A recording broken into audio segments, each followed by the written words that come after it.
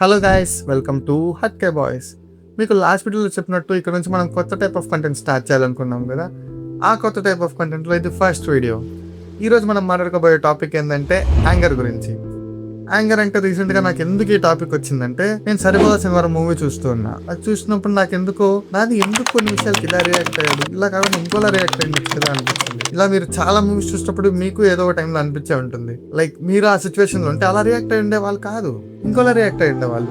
Hero ఎందుకు ఇలా react అయ్యారు అని చాలా సార్లు క్వశ్చన్స్ రైజ్ అయింది. అండ్ ఈ క్వశ్చన్స్ నుంచే నాకు ఈ రోజు వీడియో టాపిక్ వచ్చింది. ఈ వీడియోలో మనం యాంగర్ ని ఎలా కంట్రోల్ చేయాలి, యాంగర్ ఎందుకు వస్తుంది, యాంగర్ వల్ల జరిగే కాన్సిక్వెన్సెస్ ఏంటి, ఇలా మల్టిపుల్ విషయాలు మాట్లాడుకోబోతున్నాం. So let's start our video.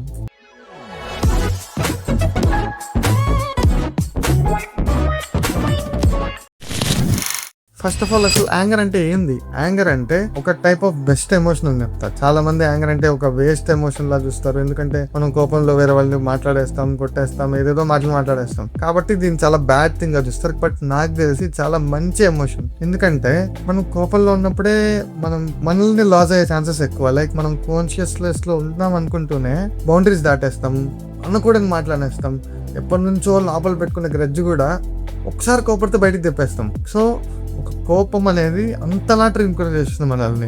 అలా కోపంలో ఉన్నప్పుడు కూడా ఒక మనిషి ఎలా రియాక్ట్ అవుతాడని దాన్ని బట్టి బాడీ క్యారెక్టర్ డిసైడ్ అవుతుంది. సో కోపం అనేది చాలా best definition to reflect our self. And ఈ కోపం అనేది చాలా రకాలుగా వస్తుంది. లైక్ నేను అందరి దగ్గర నుంచి ఇన్ఫర్మేషన్ కలెక్ట్ చేసి నా వ్యూ ఆలోచించి డిసైడ్ చేసిన దాని ప్రకారం మన కోపం అనేది 4 రకాలుగా వస్తుంది. దీనిలో ఫస్ట్ రకం ఏంటంటే అలగడం. సపోజ్ దీనికి మీకు ఒక స్టోరీ చెప్తాను.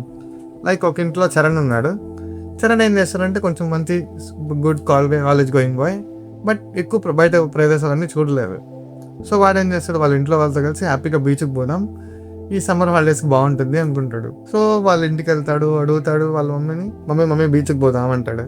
వాళ్ళ అమ్మ ఏం చేస్తుంది, నో అనేస్తుంది. ఏదో ఒక లైక్ ఈసారి అమ్మమ్మ వాళ్ళ ఇంటికి వెళ్దాము, ఆర్ ఇంకేమైనా ఫ్యామిలీ కండిషన్స్ బాగాలేకో, ఫైనాన్షియల్ సిచ్యువేషన్ బాగాలేకో, బీచ్ అంత అఫోర్డ్ చేయలేక ఇప్పుడు మనం వద్దు అని చెప్తుంది. ఈ సిచ్యువేషన్ లో వాడు అలుగుతాడు, బికాస్ వాడు అనుకున్న పని అవ్వలేదు కాబట్టి.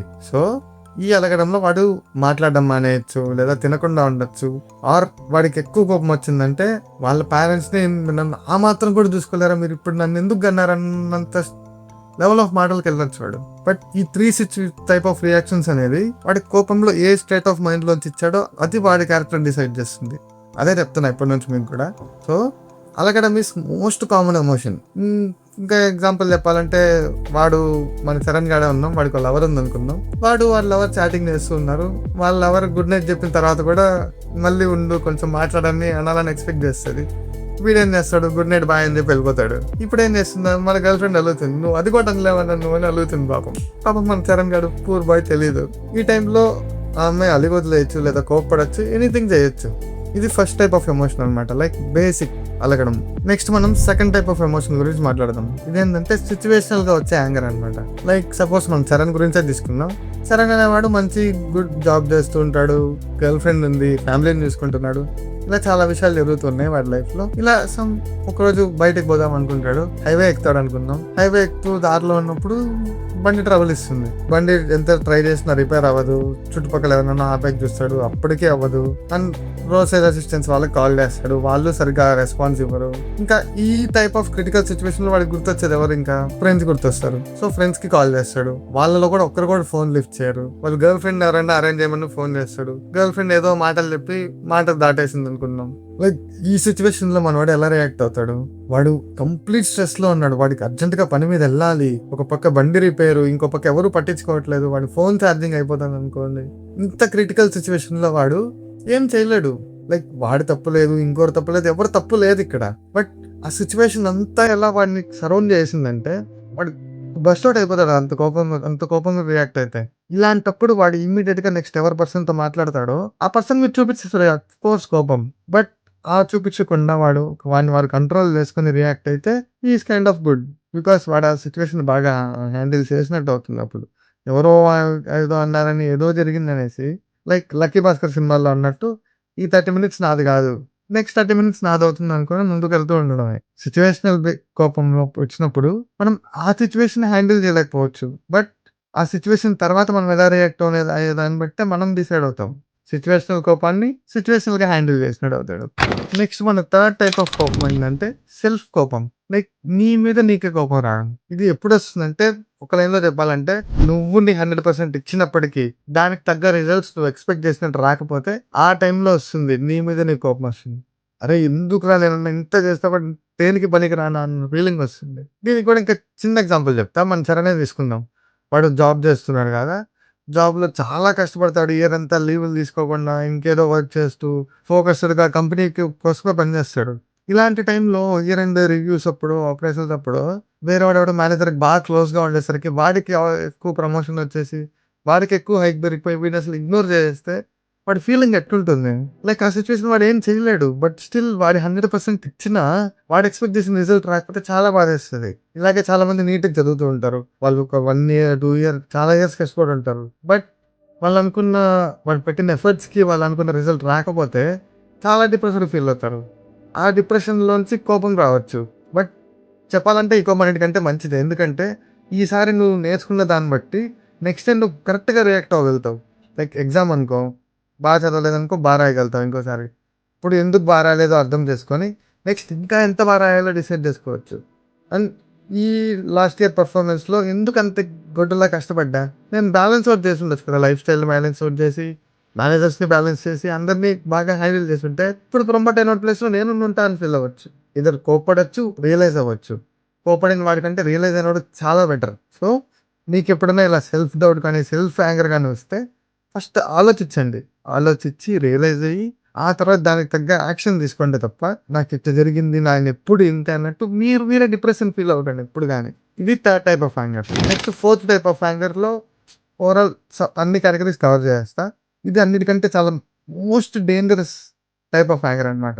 అదేంటంటే ఈగో ఆర్ ఎల్స్ వేరే వాళ్ళు నిన్నేమన్నా అన్న మాటలు పడ్డప్పుడు గానీ, ఆర్ నీ పాస్ట్ ట్రామాస్‌ని మళ్ళీ మళ్ళీ గెలికితే గాని ఎవరన్నా, ఈ కేటగరీస్ అన్నిట్లో నీకు భయంకరంగా కోపమొస్తుంది. సపోజ్ ఈగో అనుకోండి, నీ సెల్ఫ్ రెస్పెక్ట్ దెబ్బతినేలా, "నువ్వు ఇది చేయలేవురా, నువ్వు వేస్ట్‌రా" అని ఎవడన్నా నేను మొఖాన అంటే, "అరే నేను చేయగలుగుతారా" అని వాడిని మొఖం మీద తిరిగి అనలేను. బట్ చేసి చూపించడం ఒకటే ఆన్సర్. వాడు అన్నాడు గదా అని నన్నెట్టంటాడని నువ్వు ఫీల్ అయ్యి, కోపం చూపించడం కంటే, వాడికి చేసి చూపించి వాడి నోరు మూయడం బెటర్. అండ్ ఇందాక చెప్పా కదా! లైక్ సపోజ్ నీ పాస్ట్‌లో ఏదైనా జరిగుంటుంది. లైక్ నీ లవరే వదిలేసి ఎళ్ళిపోయిందనుకుందాం. అదే మళ్ళీ గుర్తు చేసి వేరే వాడిని నిన్ను తిప్పి పొడచొచ్చు. ఈ టైంలో కూడా నువ్వు వాడి మీద యాంగర్ చూపియకుండా కంట్రోల్‌లో ఉండాలి నువ్వు. లైక్ ఈ టైంలో బాగా భయంకరంగా యాంగర్ వస్తుంది. ఇంకా లైక్ చిన్న చిన్న గొడవలు లైక్ నీ ఫ్రెండ్ ఎవడో కొట్టాడనేసి నువ్వు వాడి మీద కోప్పడి వాడినెళ్లి కొట్టడం. ఇలా ఒక్క చిన్న పాయింట్ చాలు. ఈజీగా స్ప్రెడ్ అయిపోతుంది యాంగర్ అనేది. ఇలా ఈ కేటగరీలో వచ్చే కోపం ఏదైతే ఉందో అన్నిటికంటే మాసివ్ డిస్ట్రక్షన్ వస్తుంది అన్నిట్లో దీంట్లోనే. సో, ఈ టైప్‌లో ఉన్నప్పుడు మాత్రం నిజంగా మనం ఎలా రియాక్ట్ అవుతాము, మన మాటలు ఎట్లుంటాయో అది చాలా మ్యాటర్ అవుతుంది. సో, చెప్పా గదా! ఈ 4 కేటగరీస్ ఏది అలగడం, మన సెల్ఫ్ మీద కోపం రావడం, సిట్యుయేషనల్ యాంగర్స్ అండ్ వేరే వాళ్ళ నుంచి మనం కోప్పడే విషయాలు.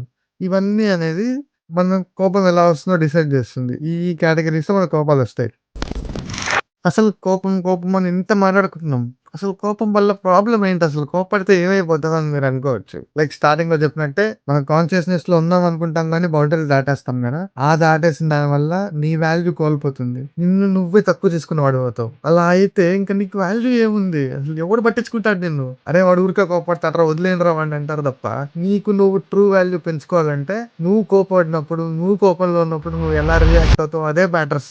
ఎట్ ద ఎండ్ అదే మ్యాటర్స్ చెప్తున్నా. కాబట్టి కోపాన్ని ఎలా కంట్రోల్ చేయాలంటే బేసిక్‌గా ఒక 3 టైప్స్ చెప్తాను. అసలు ఈ 3 స్టెప్స్ ఫాలో అయితే మీరు ఏ టైంలో ఏ సిట్యుయేషన్ కోపమొచ్చినా మీరు ఈజీగా హ్యాండిల్ చేయగలుగుతారు. దీనిలో ఫస్ట్ టైప్ ఏంటంటే లైక్ నీకు ఎవరి మీదైతే కోపం వస్తుందో ఒక్కసారి జస్ట్ ఒక 10 మినిట్స్ అనుకోండి. వాళ్ళ పర్స్పెక్టివ్‌లో ఆలోచించక చూడండి. లైక్ నువ్వు ఆ సిట్యుయేషన్‌లో నువ్వు ఎవరి మీదైతే కోపడుతున్నావో వాళ్ళ ప్లేస్‌లో నిన్ను నువ్వు ఊహించుకుంటే నువ్వు ఎలా రియాక్ట్ అవుతావు? ఆ టైంలో నువ్వు ఎలా ఉంటావు? అలా వాడుంటున్నావో లేదో చూడు. లేకపోతే వాడికి తెలిసేలా చెయ్యి. ఎందుకురా నువ్వు ఇలా లేవని చెప్పు. అంతే తప్ప కోపడకండి.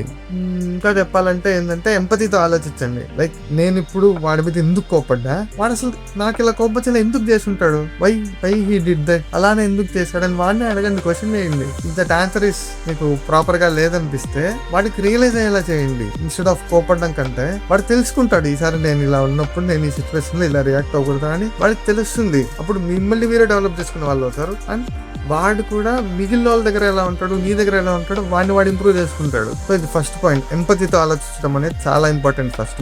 నెక్స్ట్ సెకండ్ ఏంటంటే మనం మాట్లాడే మాటలు, మనం తీసుకునే డెసిషన్స్. లైక్ నువ్వు కోపం వచ్చిందనేసి నీకు ఇష్టం వచ్చినట్టు మాట్లాడావు అనుకో, ఆ మాటల యొక్క ఎఫెక్ట్ అనేది మళ్ళీ నువ్వే తీసుకోవాల్సి ఉంటుంది.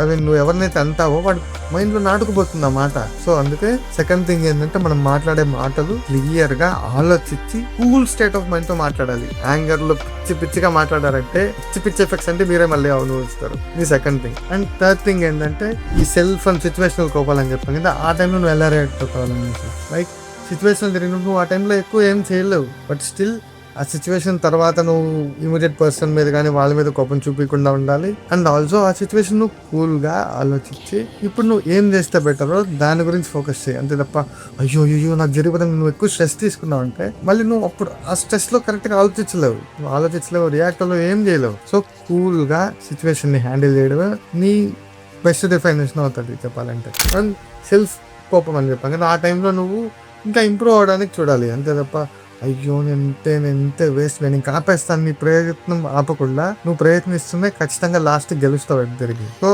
చెప్పాం కదా ఈ 3 types ఆఫ్ రియాక్షన్స్ బట్టి, లైక్ నువ్వు వాళ్ళ మీద ఎంపతి చూపించడం, వాళ్ళ పర్స్పెక్టివ్ లో ఆలోచించడం, అండ్ నువ్వు సెల్ఫ్ అవేర్ చేసుకోవడం, కూల్ స్టేట్ ఆఫ్ మైండ్ తో ఉండడం, ఇవన్నీ ఫాలో అయ్యమంటే చాలు. ఇంతకు మించి ఎక్కువ అవసరమేలా. ఒక కోపాన్ని నువ్వు ఈజీగా హ్యాండిల్ చేయగలుగుతావు. మెయిన్ గా అదే మాట్లాడేటప్పుడు బాగా ఆలోచించి మాట్లాడండి, ఇవన్నీ ఫాలో అవ్వండి.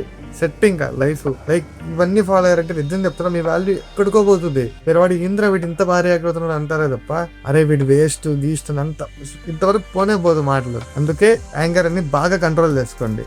కంట్రోల్ అంటున్నానంటే దాని అర్థం నిన్ను నువ్వు సాక్రిఫైస్ చేసి నీ సెల్ఫ్ ని నువ్వు మర్చిపోవడం కాదు. కంట్రోల్ అంటే నువ్వు దానికి బెస్ట్ వే ఆఫ్ రియాక్షన్ ఇవ్వడం అంతే తప్ప.